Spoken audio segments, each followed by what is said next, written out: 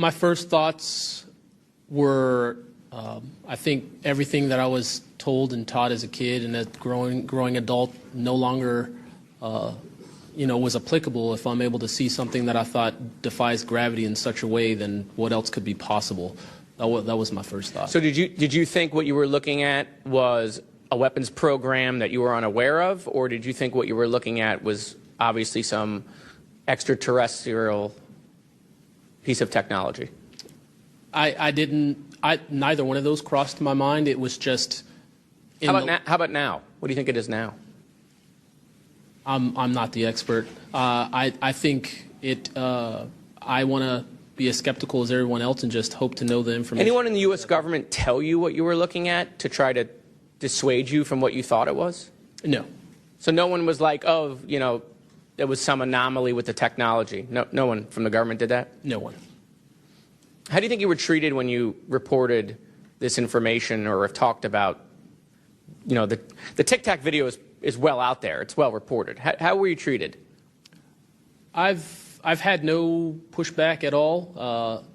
I haven't had anyone reach out to me or try to, dissuade me in either direction, militarily speaking. So I was treated fair, and I appreciate the Navy itself with assisting me with coming here to being able to testify. That's good. So what do you think the American people should take away from watching your video, right? Because when we watch it, obviously, right, we've never seen anything like that. It defies what we know to be technologically possible. What are we supposed to think?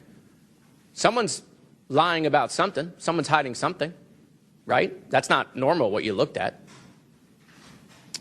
I think what the American people should think when seeing that video, along with others before me, is that there is something out there, and we should know as the people what it is.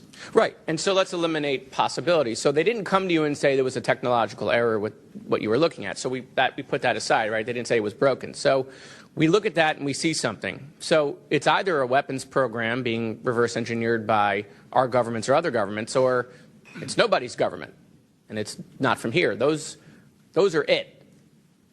You agree with that assessment? I agree. One or the other. Mr. Borland, when you first experienced what you were looking at, what did you do next? Like, what was your next step after it had passed and you were done? I actually kind of laughed to myself and said, okay, so this exists as well. Worked in enough programs, been exposed to enough that I was like, okay, so this is a real thing. I went back, walked the track, talked with a couple of my friends about it. I did talk with some of my coworkers, one in particular, which I thought was a joke, and it definitely wasn't, was like, you probably should never say this to anybody. And then what happened to me happened. So. What about you, Mr. How do you pronounce your last name? Nusatelli. Nusatelli. And sorry, I know I'm running out of time, Madam Chairwoman. So obviously your incident happened well before we could record things on cell phones and things of that nature, right?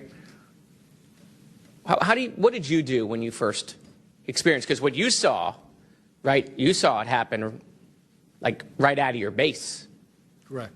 So tell me what you did after you saw that. What was like your next move? And I want to hear what your experience was. My next move, I went into my house after it left. I made sure no one had been abducted, and I picked up the landline. I called the Security Forces Command Center. I reported it. I requested that they give me a call back and make notifications up the chain of command. I got a call back in about 15 minutes. They reported that the weather station reported no balloons or aircraft, nothing on radar, no aircraft inbound or outbound. So I got that notification. And then within the following day or two, me and the other witnesses wrote statements. We prepared a report, and then we filed all that information. Madam Chairman, thank you for your indulgence in my questioning, and thank you for continuing to lead on this subject. What do you and your friends think about it today? You all have talked about it. I mean, so what do you think about your experience as a collective group? That'll be my last question, Madam Chairwoman.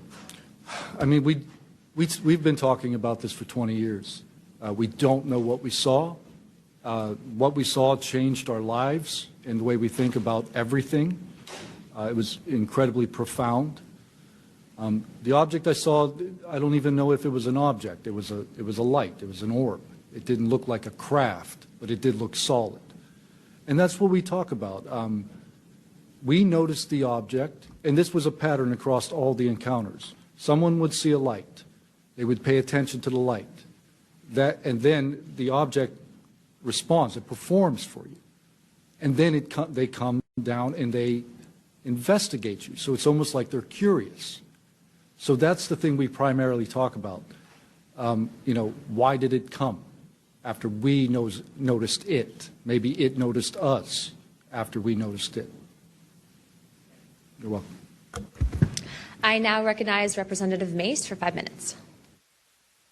Thank you, Madam Chair, and I want to thank all of our witnesses for being here today. Mr. Borland, I'd like to start with you and ask a few questions. Were there any other witnesses when you saw the equilateral triangle? Were there other witnesses that saw the same thing? Not to my knowledge, ma'am. At that point, the only people that would be awake is those of us that were doing operations for the GWAT and then security forces. So not to my knowledge. And do you think that, in your opinion, that the equilateral triangle was the U.S. government's technology? I did once upon a time, but knowing what I know now, I'll have to answer that question in a skiff probably. Well, my next question is, you teased us, so knowing what you know now means what? I know enough to know that if you want an answer to that question, go to Arrow. They have the answer. Do you think it was a foreign government? I do not, no. And Arrow is supposed to be disclosing. The last time I was in a skiff with Arrow, they said they were going to be doing disclosures. Had they been doing much of that? I don't have an answer to you for you.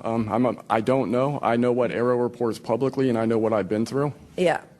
And some of this stuff can be, I think, debunked, right? Sometimes there are weather balloons that look kind of a little funky, or drones or whatever, depending on the angle, direction, speed, etc. Are you scared for your safety? That's a complicated question. So being here today, if I say the wrong word, technically I can be charged with espionage. Espionage is a death penalty. Whistleblowers have faced it. John Kiriakou, for example.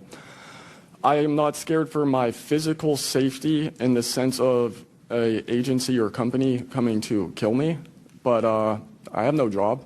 My career has been tarnished. I'm unemployed, living off of unemployment for the next 3-4 weeks until that's gone. So it's a complicated